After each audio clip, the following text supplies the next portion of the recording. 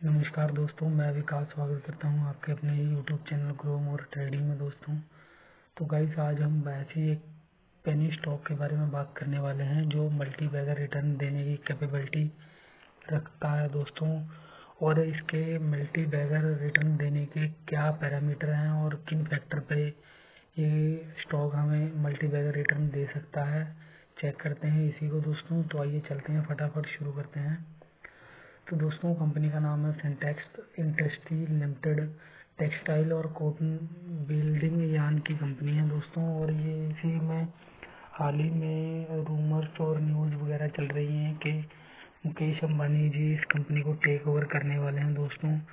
तो आइए उन पैरामीटर पे क्या चीज़ें हैं जो किन फैक्टर पे ये कंपनी को टेक ओवर करने वाले हैं मुकेश अंबानी जी। तो दोस्तों, सबसे पहले कंपनी का मार्केट कैप है 682 करोड़ का दोस्तों। और रेवेन्यू कंपनी का है 2752 करोड़ का, और जिसमें से अर्निंग 598 करोड़ की नेगेटिव ही है। कंपनी के पास कैश पड़ा हुआ है 28 करोड़ का दोस्तों।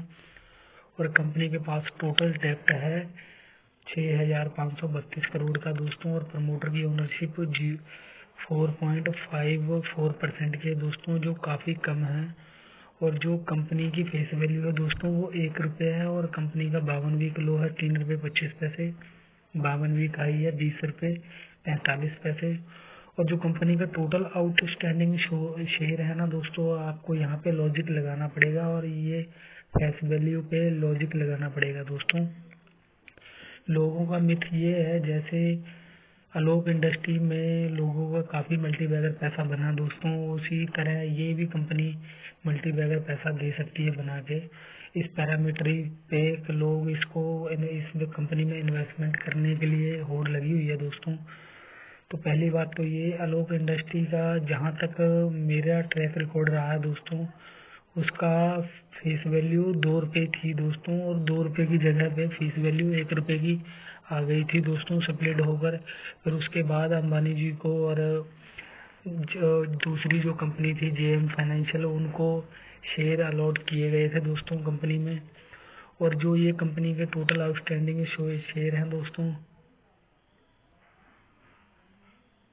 59,52,17,962 करोड़ शेयर हैं दोस्तों। तो आप इसको ऐसा कंक्लूड कर सकते हैं, कंपनी की इक्विटी इतनी ज़्यादा है और ऊपर से फेस वैल्यू इससे कम हो नहीं सकती दोस्तों, ये आप कंक्लूड कर सकते हैं। और इसके अलावा जो आलोक इंडस्ट्री में पैसा बना था उसका मेन रीज़न ये था दोस्तों, क्योंकि उसमें फेस वैल्यू 2 रुपये की थी दोस्तों, इसलिए लोगों का पैसा बना था। जो फेस वैल्यू को स्प्लिट किया था आलोक इंडस्ट्री में, उसी का बेनिफिट लोगों को, इन्वेस्टरों को मिला था। और उसमें पहली बात तो ये, आलोक इंडस्ट्री में बिडिंग जाके जो इन्वेस्टर थे उनको पिटीशन दाखिल करनी पड़ी थी नेशनल लॉ ट्रिब्यूनल में कि इस कंपनी को डिलिस्ट ना कराया जाए, हमारी काफ़ी पुरानी होल्डिंग है। अगर अंबानी जी ऐसा प्रपोजल रखते हैं कहीं कि ये कंपनी को हम डिलिस्ट कराने वाले हैं, तो उसको भी आप एज अ रिस्की फैक्टर देख सकते हैं दोस्तों। और उसके अलावा ये चलते हैं न्यूज़ के ऊपर, कौन सी न्यूज़ आई है कंपनी के ऊपर। तो ये देखिए दोस्तों, सीधा हमारे पास न्यूज़ ये है दोस्तों, ये 3 दिन पुरानी न्यूज़ है। Fair of companies including Reliance industry company for Sintex industry have received their bid that will now be played buffering the committee of the creditor COC of the debt reduction textile maker for approval. Mukesh Ambani lead Reliance Industry Ltd Limited joint bidding with Asset Care Reconstruction Enterprises of Syntex Industry. According to some media report, the amount 2800 crore. तो guys, ये जो news दी गई है इसमें Reliance industry और asset recondition जो company है, इन दोनों ने बिडिंग लगाई है। और बिडिंग लगाई है 2800 करोड़ की, जिसमें से कंपनी के ऊपर जो डेप्ट था दोस्तों 6800 करोड़ का था। तो उस अकॉर्डिंग आप इसको कंक्लूड कर सकते हैं। और उसके अलावा इसमें पढ़ लेते हैं, आइए आने वाला और न्यूज़।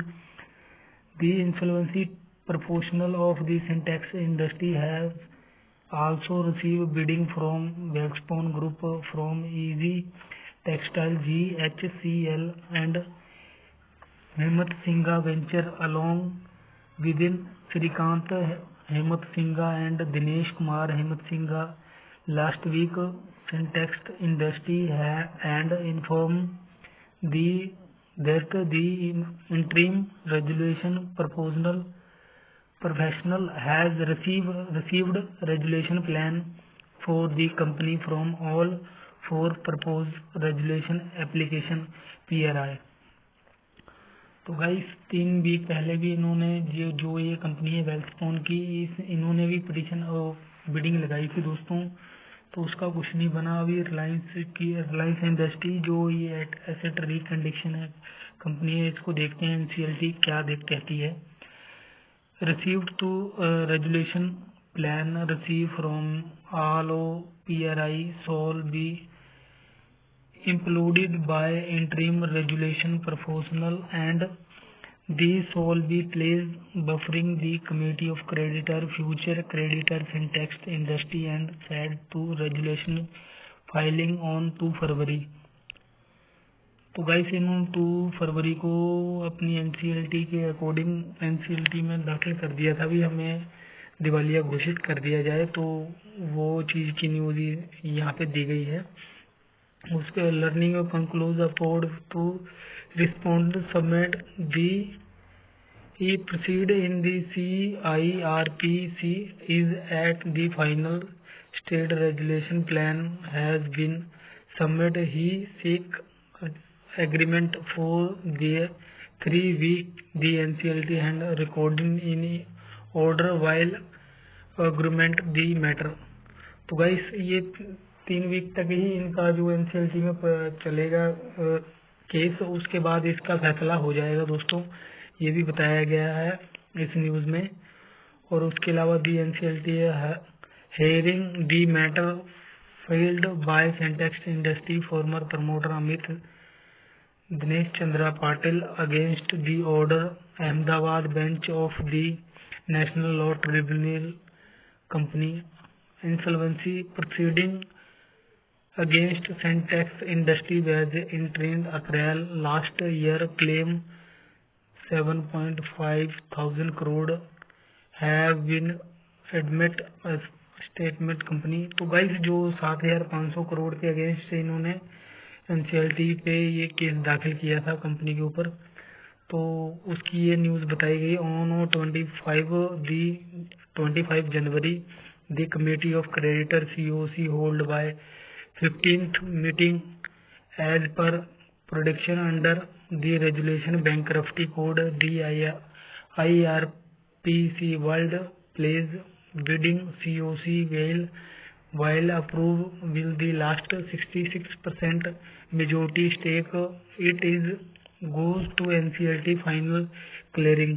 तो गाइस NCLT इन पे क्लियरेंस देगा 66% के होल्डिंग के लिए। इनकी जो बिडिंग है दोस्तों वो 2800 करोड़ की वो फाइनल है, या इसके ऊपर भी कोई बिडिंग मिल सकती है, वो चीज़ भी हमको देखनी पड़ेगी। और गाइस इसमें सबसे ज़्यादा रिस्की फैक्टर ये है, आपको इसमें इन्वेस्टिंग करने के लिए सबसे पहले तो इसके देखना, ट्रैक करना पड़ेगा दोस्तों क्या न्यूज़ आती है, कहीं ऐसा ना हो रिटेल इन्वेस्टरों का पैसा डूबने का सबसे ज़्यादा खतरा तब होगा जब इसमें अंबानी जी अपनी इस कंपनी को डीलिस्ट करवाने का प्रपोजल रखते हैं NCLT के लॉ ट्रिब्यूनल में। अगर वो हरी झंडी दे देती है इसको डीलिस्ट करवाने में, तो सबसे बड़ा रिस्की फैक्टर बन सकता है। अभी DHFL के केस में जो हुआ वो आपके सामने ही है दोस्तों, उसके अलावा PFC बैंक में जो हुआ वो भी आपके सामने है। तो आप इन सब पैरामीटर को देखते हुए इसमें इन्वेस्ट कीजिए दोस्तों। अगर कोई फिर भी ऐसी लॉजिकली इन्फॉर्मेशन मिलती है दोस्तों, तो हम आपके लिए वीडियो प्रोवाइड कराते रहेंगे। अगर आपने अभी तक हमारे YouTube चैनल को सब्सक्राइब नहीं किया है तो जल्दी से सब्सक्राइब कीजिए। Thank you for watching.